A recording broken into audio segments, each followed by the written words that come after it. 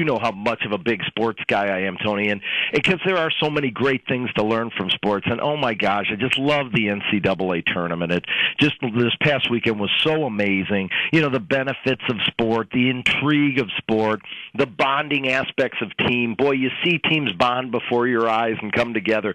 Last weekend, 12 NCAA games. 4, I believe, went into overtime.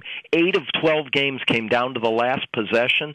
It was just a fantastic weekend, and as usual, sports injuries play a role. So, you know, I mean, they talk about that. It's so perfectly named. One shining moment. People like Carson Edwards from Purdue and Ryan Klein from Purdue, they'll never be in the spotlight again. Maybe the Duke guys will going on in the NBA, but this is the one shot for most of these people watching the NCAA, and I love it. And the tears in the eyes of Bruce Pearl as he talked about the injury to his front court player, Chuma Okeke. Gosh, the kid was phenomenal as they beat 3 Blue Bloods in a row. Okeke was fantastic.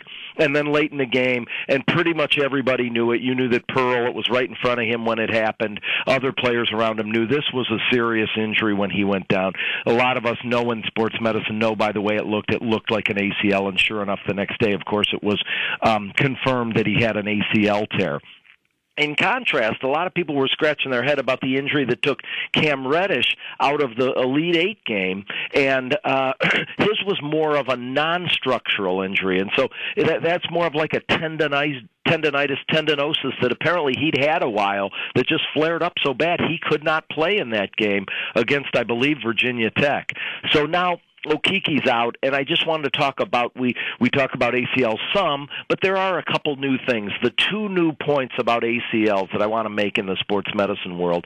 Number one, we're always looking for a better graft, we call it, where we reconstruct and remake the knee. And a lot of people are really excited about using the quad tendon, which is the tendon above the kneecap, instead of for years we used the patellar tendon below the kneecap, or the hamstring tendon. The quad tendon is now, the last 5 years, a lot of people moving over to it, a lot more stability. They say there may be less, later side effects and things. So we're watching to see how the quad tendon does, a new graft to remake the knee. And the other big thing we learned, Tony, that everybody in sports medicine needs to know, we were starting to move that timetable up. You tear your ACL, you're going to probably be back in 9 months, 8 months, 6 months. No way. Once we moved it up that far, oh my gosh, we started to see in the literature with research a lot of re-tears, a lot of people tearing the other side. They were getting back too soon. So now that number is really being pushed back again. With an ACL, we're telling most kids, hey, plan on really 12 months again. Maybe if everything goes perfect, 9, 10, 12, or sometimes even more than a year. So we have really moved that timetable back. And so those are 2 of the newest things related to ACLs. But what a sad one for Okeke. But here with their star player out, like Bruce Pearl said, best player on the court, they go out and beat Kentucky, another blue blood. So this tournament's been awesome, and just a little bit about ACLs that I wanted to talk about this morning. Yeah, that's a tough one when you hear about the ACL injury.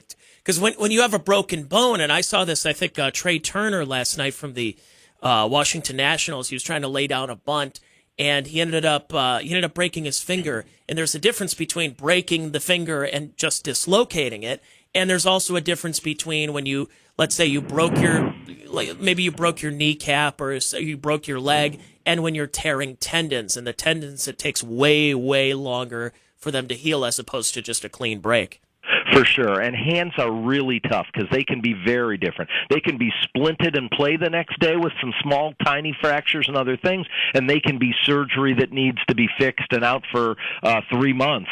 So hands are really tricky. But can we now, everybody in Northeast Ohio, release a deep sigh of relief after some of the words when Frankie went to get the second opinion? I mean, I was worried very much about finding something like you just said, like a torn tendon in his ankle or something more detailed for them to get a second opinion on that. And it turns out, gosh, what's the injury of the year is, not only a sprain, but they mentioned high sprain a little bit, which takes a little bit longer. But I think we can all live with just April instead of something that would have come out and said 3 months or out for the year with Frankie. He's such a big part of what we do. So we can let out a collective sigh of relief, I think, this morning as Indian fans. Absolutely. Well, thank you so much, Dr. Joe. We'll talk to you next week with Ray.